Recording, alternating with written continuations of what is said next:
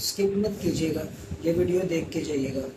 मैं 5 वक्त नमाज पढ़ती थी, तहज्जुद पढ़ती थी, कुरान की तिलावत करती थी, फिर क्यों मुझे जहन्नम में ले जाया जा रहा है? हाँ, तुमने बहुत नेकियां की, लेकिन एक ऐसा गुनाह था जो तुम्हारी सारी नेकियों पर भारी पड़ गया। वो औरत जो नमाजें पढ़ती थी, कुरान पढ़ती थी, सदका देती थी, मोहल्ले में सब उसे नेक समझते थे, फिर आखिर वो जहन्नुम की मुस्तहिक कैसे बनी? वो कौन थी और उसका वो एक गुनाह क्या था जिसने सब कुछ पलट कर रख दिया? कहानी क्या है, आइए समझते हैं। वो नमाज कभी नहीं छोड़ती थी, हर रमजान रोजे, हर रात तहज्जुद, हर महीने ज़कात, कुरान हमेशा उसके हाथ में होता था। लेकिन अल्लाह सुब्हानहू ताला ज़ाहिरी इबादत से फैसले नहीं करता, वो दिल और किरदार देखता है।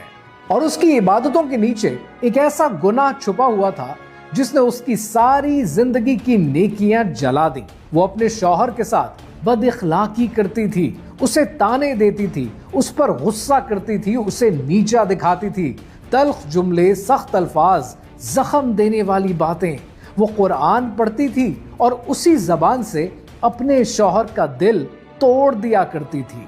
वो समझती थी कि तहज्जुद की नमाज उसे बचा लेगी, रोजे उसकी ढाल बन जाएंगे, सदका उसकी खताएं धो देगा। मगर वो भूल गई थी कि दिल तोड़ने वाली जबान सब कुछ बर्बाद कर देती है। कयामत के दिन उसकी नमाजें तोली गईं, उसका कुरान रखा गया, उसकी ज़कात भी, उसका सदका भी, सब नेकियों का एक पहाड़ लग गया। फिर उसकी जबान रखी गई, वो तल्ख बातें, वो बुलंद आवाजें, वो बेइज्जती, वो जख्म जो उसने अपने शौहर के दिल को दिए थे, और वो सब कुछ उसकी नेकियों पर भारी पड़ गया। वो हैरान रह गई, लेकिन फैसला हो चुका था।